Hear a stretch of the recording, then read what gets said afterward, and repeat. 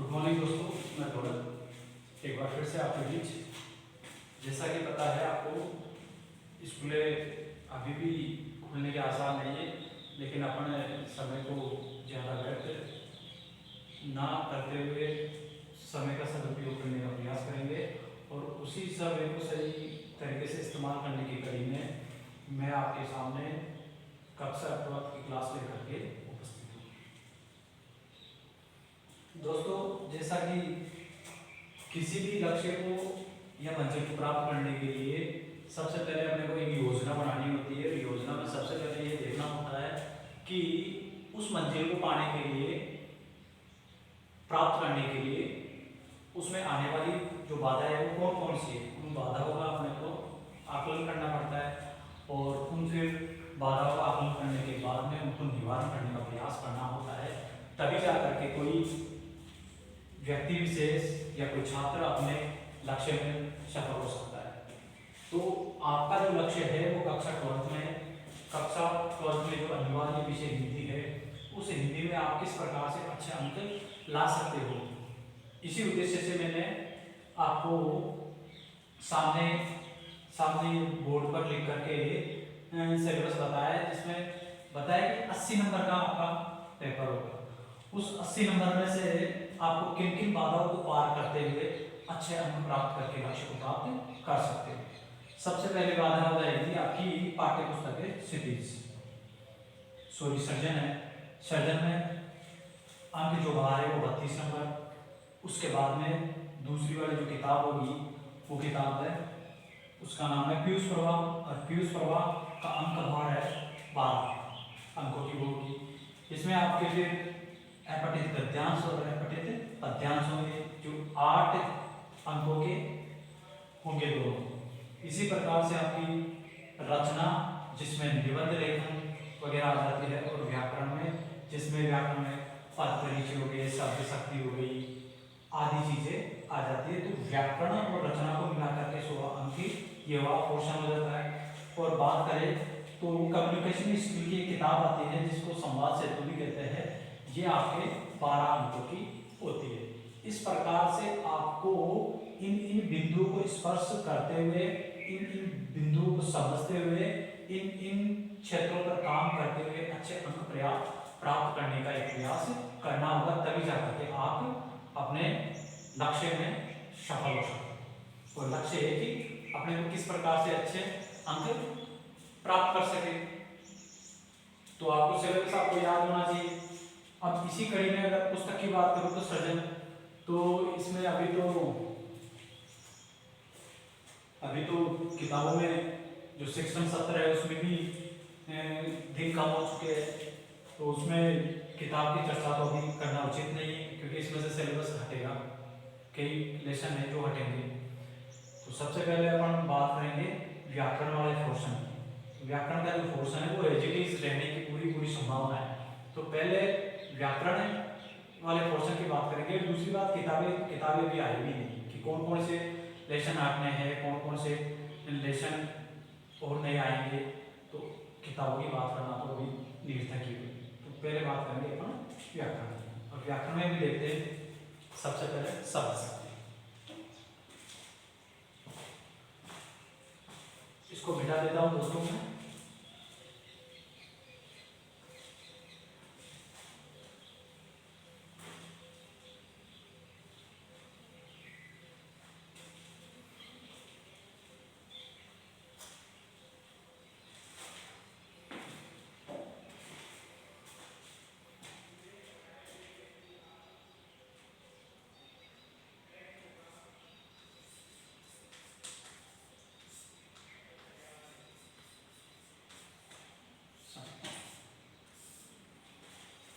थोड़ी सी चर्चा करना चाहता हूँ दोस्तों। चाहे इस दुनिया में सजीव हो या निर्जीव हो, सभी चीजों में अपनी अपनी एक पावर, एक शक्ति होती है। उसी प्रकार से जो शब्द होते हैं उन शब्द में भी एक शक्ति होती है। मतलब ये कि शब्द का जो अर्थ होता है उस अर्थ को उसकी क्या कहते हैं, शक्ति कहते हैं। तो परिभाषा अपना बन जाएगी इसकी। अर्थात शब्द में जो छिपा हुआ अर्थ है उस अर्थ को प्रकट करने वाले कार्य को क्या कहते हैं? शब्द शक्ति। तो इसकी जो परिभाषा बनेगी, परिभाषा देखो,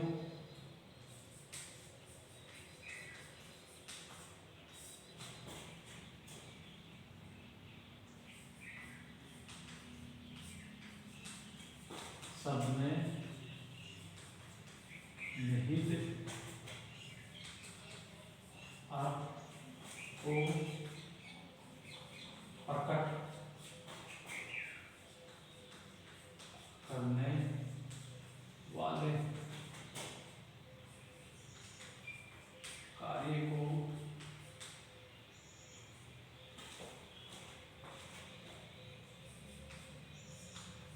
शब्द शक्ति कहते हैं। दोस्तों, परिभाषा मैंने बताई कि शब्द में निहित जो अर्थ है उसको बताने वाले काम को या कार्य को क्या कहते हैं? शब्द शक्ति कहते हैं। ठीक है।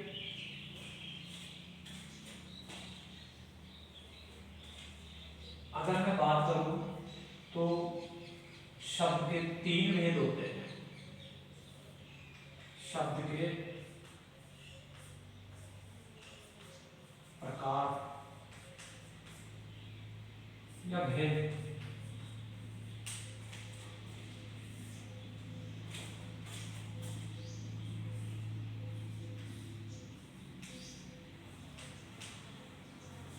एक होता है अध्यात्मक,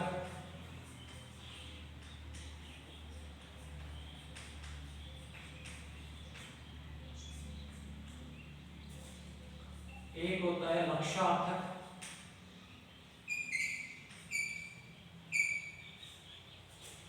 और तीसरा होता है विज्ञान।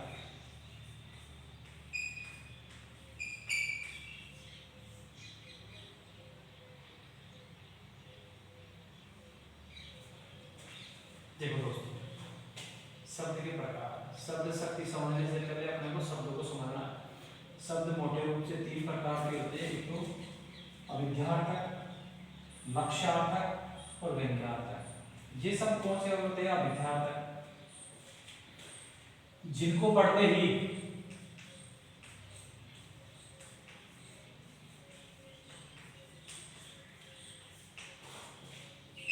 मुख्य अर्थ सरलता से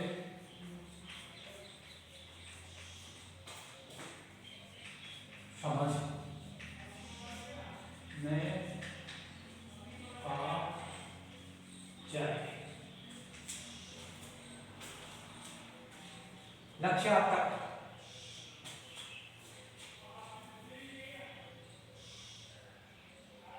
जिनका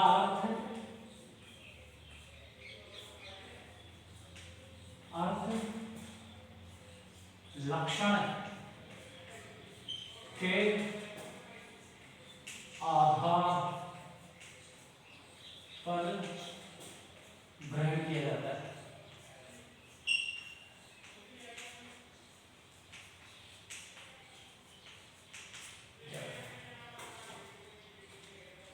व्यंग्यार्थक, जिनका अर्थ व्यंग्य अर्थ ग्रहण किया जाएगा।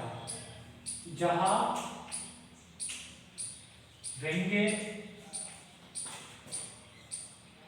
अर्थ ग्रहण किया जाएगा। तो देखा दोस्तों, शब्द शक्ति समझने से पहले शब्दों के प्रकार बताए मैंने थी। जब तक शब्दों के प्रकार नहीं समझ में आएंगे तब तक आपको शब्द शक्ति समझ में नहीं आ सकती। तो पहले ये समझना जरूरी है। व्यंग्य अविद्यार्थक, ठीक है, इसमें क्या होता है? मुख्य से पढ़ते ही समझ में आता है। लक्ष्यार्थक, यहाँ पर मुख्य बाधित होता है, लक्षण के आधार पर अर्थ ग्रहण किया जाता है। और व्यंग्यार्थक, जहाँ पर व्यंग्य अर्थ ग्रहण किया जाता है। ठीक है, ये 3 प्रकार के शब्द होते हैं। अभिधा, लक्षणा और व्यंजना।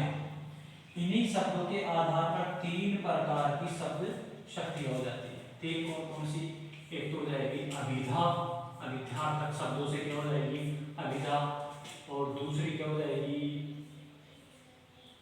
लक्ष्यार्थक शब्दों से क्या हो जाएगी? लक्षणा। और तीसरी व्यंग्यार्थक से क्या हो जाएगी? व्यंजना।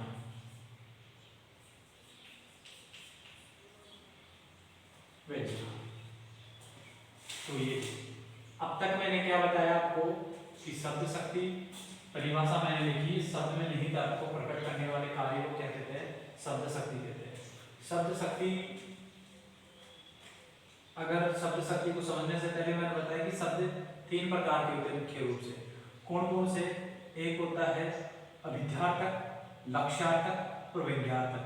अभिध्यार्थक में क्या होता है कि पढ़ते ही अर्थ समझ में आता है। लक्ष्यार्थक में जहां अर्थ लक्ष्य यानी लक्षण से ग्रहण किए जाएंगे। व्यंग्यार्थक जहां अर्थ व्यंग्य रूप में ग्रहण किए जाएंगे यानी वक्रता के आधार पर। व्यंग्यार्थ का मतलब होता है वक्रता से पूरित अर्थ, टेढ़ा मेढ़ा अर्थ, उसे व्यंग्यार्थ कहते हैं। ठीक है, तो दोस्तों अब चर्चा करो। तो इन तीनों अर्थों के आधार पे ही हमारी हिंदी भाषा में तीन शब्द शक्तियों का निर्माण हुआ है। और वो तीनों क्या? अभिध्यार्थक से क्या हो जाएगा? अभिधा शब्द शक्ति। लक्ष्यार्थक से क्या हो जाएगा? लक्षणा शब्द शक्ति। और व्यंग्यार्थक से क्या हो जाएगा? व्यंजना शब्द शक्ति।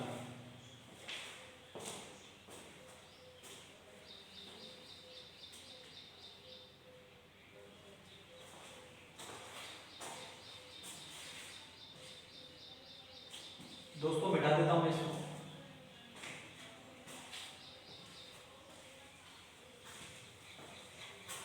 अब देखते हैं शब्द शक्ति के जो तीन प्रकार निकल करके अपने सामने आए हैं, अभिधा, लक्षणा और व्यंजना, इन पर चर्चा करें। आपको सिर्फ और सिर्फ इतना करना है कि जो तीनों टाइप है उन टाइपों की परिभाषा और उनकी पहचान करना आपको आनी चाहिए।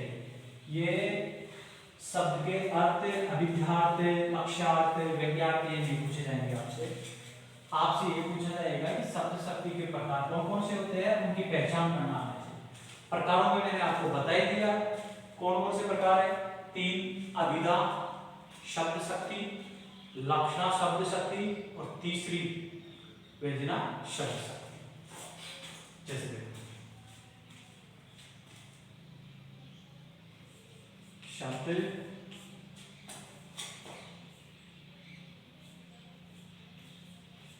शक्ति के प्रकार कितने? तीन। कितने बताए? शब्दों के अर्थ के आधार पर तीन शब्द शक्ति के प्रकार बता दिए मैंने। एक तो कौन सी? अभिधा, अभिधा। दूसरी कौन सी है? लक्षणा। और तीसरी कौन सी है? व्यंजना, व्यंजना। ठीक है, अब इन सबका एक एक करके अपना अध्ययन करेंगे। ठीक है, बात करें तो अभिधा शब्द शक्ति, ये किसे कहते हैं, इसकी पहचान क्या होती है? ये अभिधा शब्द शक्ति की जो परिभाषा है वो ये, जहां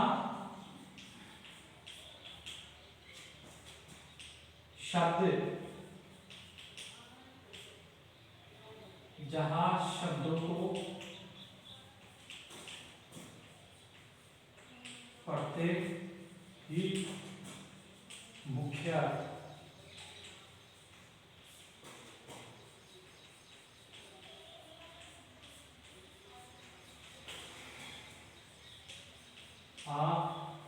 जाए वहाँ अभिधा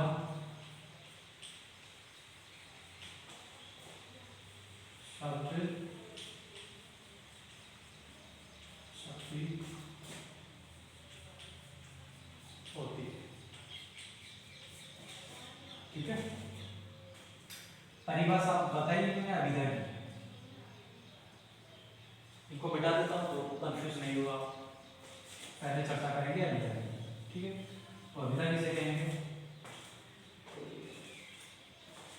देखो अभिधा, जहां शब्द को या कविता को पढ़ते ही उसका जो मुख्य अर्थ है वो अपने को समझ में आ जाता है सरलता से, अर्थ को समझने में कहीं पर भी कोई दिक्कत नहीं होती। ऐसी कविता है, ऐसे शब्द जो सरलता से समझ में आ जाए या बोधगम्य हो जाए, उन्हें क्या कहते हैं? अभिधा शब्द शक्ति कहते हैं, ठीक है। परिभाषा तो ये बोल रही है कि जहां शब्दों को पढ़ते ही मुख्य अर्थ समझ में आ जाए उसे क्या कहते हैं? अभिधा शब्द शक्ति कहते हैं, ठीक है। जैसे रमेश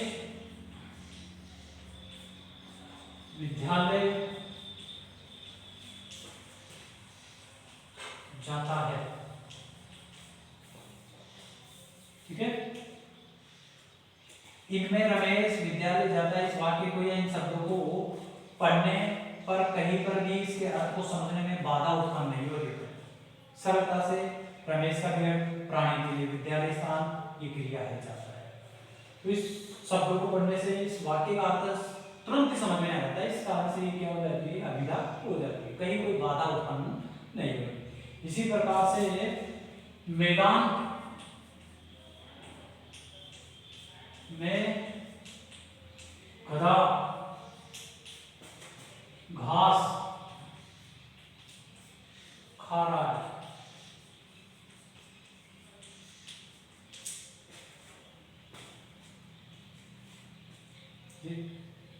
दूसरा वाक्य मैंने बोला कि मैदान में गधा घास खा रहा है, ये स्थान है, मैदान गधा प्राणी है, ठीक है, और घास वस्तु है और खाना।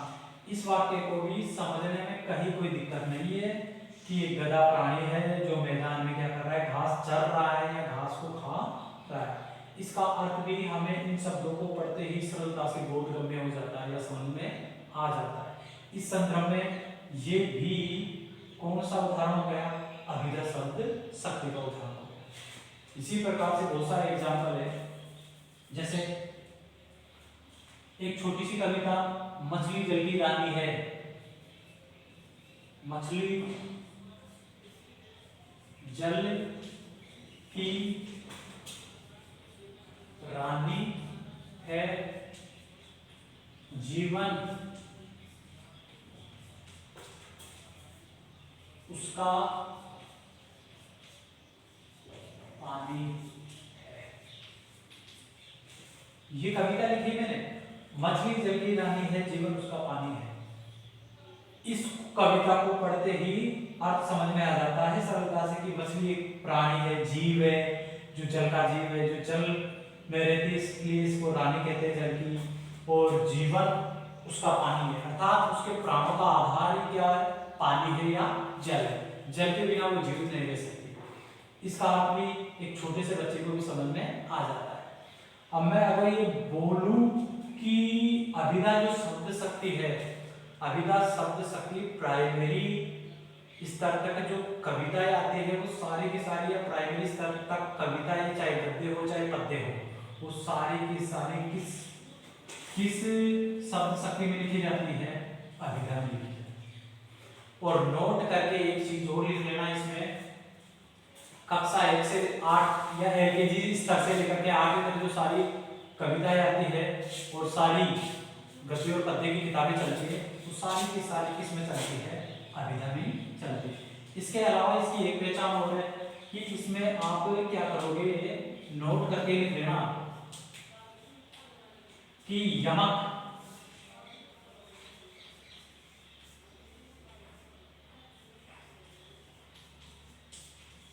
यमक अलंकार में सदैव,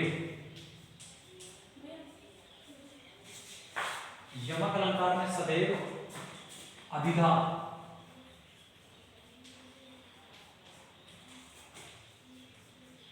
शब्द शक्ति होगी। जितने भी यमक के एग्जाम्पल होंगे, जैसे देखो एग्जाम्पल,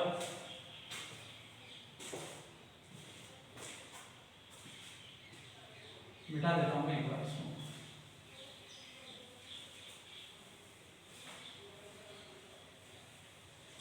अलंकार की चर्चा बाद में करूंगा मैं, लेकिन अलंकार जब यवक आए तो वो उदाहरण किसका होगा?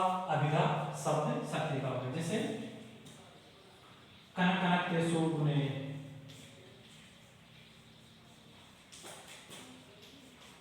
सो गुनी,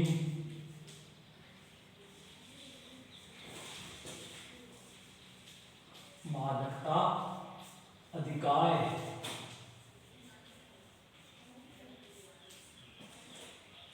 ये यमक के यहाँ पर विस्तार से चर्चा मैं नेक्स्ट क्लास में करूंगा जब अपन किसकी चर्चा करेंगे? अलंकारों की। अभी तो मैंने ये बोला है कि यमक अलंकारों में भी कौन सी शब्द शक्ति होगी? अभिधा होगी। यहाँ पर यमक होने के कारण ये उदाहरण किसका होगा? अभिधा का। जैसे सजना है, मुझे सजना के लिए,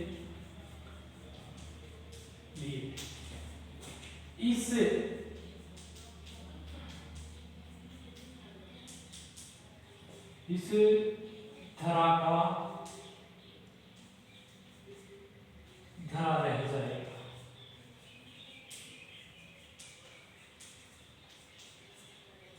ठीक है, विस्तार से चर्चा अपन अलंकार की क्लास में करेंगे। कनक या एक सोने के लिए, दूसरा धतूरे के लिए है। यहाँ पर सजना एक काय के लिए है, प्रियतम के लिए, दूसरा काय के लिए है, श्रृंगार के लिए। धरा का या धरा एक धरती के लिए है, दूसरा एक किसके लिए है? शेष के लिए। शेष रह जाएगा, बचा रह जाएगा। ठीक है, तो ये आपके अभिधा जो शब्द शक्ति है उसकी पहचान मैंने आपको बताई। आपको पहचान करनी आनी चाहिए, साथ में ही इसकी परिभाषा आपको बहुत ही इजी लफ्जों में मैंने आपको बता दी। पहचान आपको आनी चाहिए। जहाँ पर पहचान फिर से बता रहा हूं मैं, जहाँ पर कविता गद्य हो या पद्य हो, दोनों में से जहाँ पर पढ़ते ही अर्थ समझ में आ जाए वो कौन सी होगी? अभिधा होगी। कक्षा LKG से लेकर के 8वीं तक की जो किताबें चलती हैं वो अभिधा शब्द शक्ति में लिखी होती है, क्योंकि बच्चों में इतनी बुद्धि लगती नहीं होती कि वो व्यंजनाओं और लक्षणों में समझ सके। इसीलिए 8वीं तक की किताबें किसमें लिखी जाती है? अभिधा शब्द शक्ति में। इसी के साथ एक बात को नोट करके लिखवाई मैंने आपको, ये बात भी आपको याद रखनी होगी। ये वेरी इंपॉर्टेंट बात हो जाएगी कि अलंकार में एक अलंकार आता है यमक। यमक अलंकार सदा किसमें काउंट होगा? ये अभिधा में काउंट होगा। देखो आगे दूसरे प्रकार की बात करूं तो दूसरा प्रकार है लक्षण।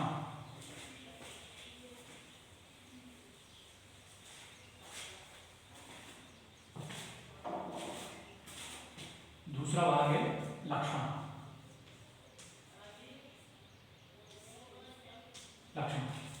इसकी परिभाषा क्या होगी?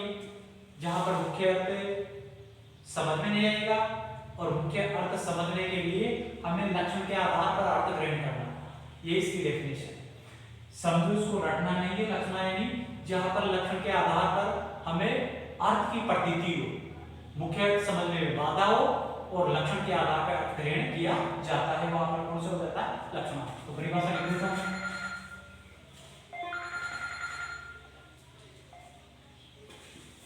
लिख देता हूं मैं परिभाषा।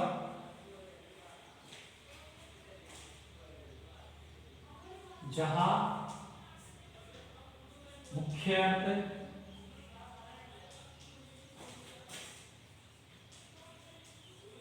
बाधित हो और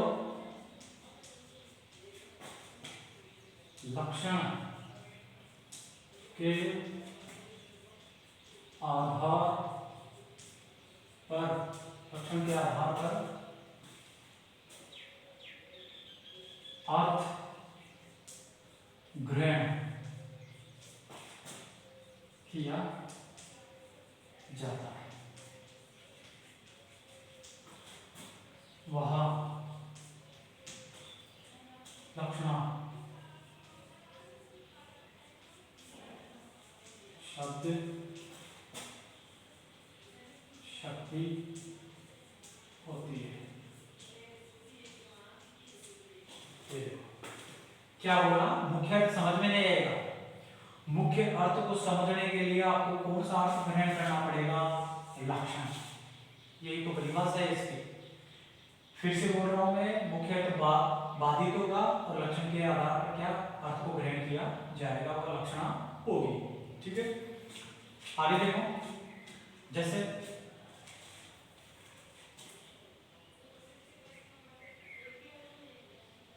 राम गधा है, ये वाक्य लिखा है मैंने। इस वाक्य में गौर से करो, राम गधा है। राम तक कोई दिक्कत नहीं है, आपको समझ में आ रहा है कि राम प्राणी है, गधा। अब ये व्यक्ति है, प्राणियों में व्यक्ति है, व्यक्ति गधा कैसे हो सकता है, गधा जानवर है और ये विराम व्यक्ति है। तो इसका मुख्य अर्थ आपको समझने में दिक्कत आए, मुख्य समझ में नहीं आ रहा है, लेकिन इस मुख्य अर्थ को समझने के लिए आपको लक्षण का सहारा लेना है। जैसे कैसे, फिर मैं पहली बार तो आपको ये समझ में आया कि राम एक व्यक्ति है जो क्या है, गधा है। कि सर राम गधा नहीं हो सकता, राम तो व्यक्ति है, गधा ही जानवर होता है, वो कैसे हो सकता है, नहीं, गधा गधा होता है, व्यक्ति व्यक्ति होता है। फिर मैंने समझाया आपको कि बेटा इसका अर्थ यह है कि जो राम है वो जिस प्रकार से गधा सीधा साधा मूर्ख होता है, उसी प्रकार से लक्षण किसके हैं, राम के भी लक्षण है, वो मूर्ख है। तो फिर समझ में आ जाएगा, ठीक है, बात यह है कि गधे के लक्षण किसमें आरोपित कर दिए गए, राम में। ये इसी प्रकार से, और राधा तो निरी गाय है, वही बात, राधा निरी गाय है। राधा गाय तो नहीं हो सकती, लेकिन गाय सीधी साधी होती है। गाय के लक्षण किसमें दे दिए, गाय के लक्षण किसमें आरोपित कर दिए, राधा में लक्षण। अब समझ में आ जाएगा कि भाई ये बोल रहा है ये वाक्य कि जिस प्रकार से गाय सीधी साधी होती है स्वभाव की, उसी प्रकार से सीधे साधे स्वभाव की लड़की कौन सी है, राधा है। इसी प्रकार से आगे देखो, पंजाब शेर है,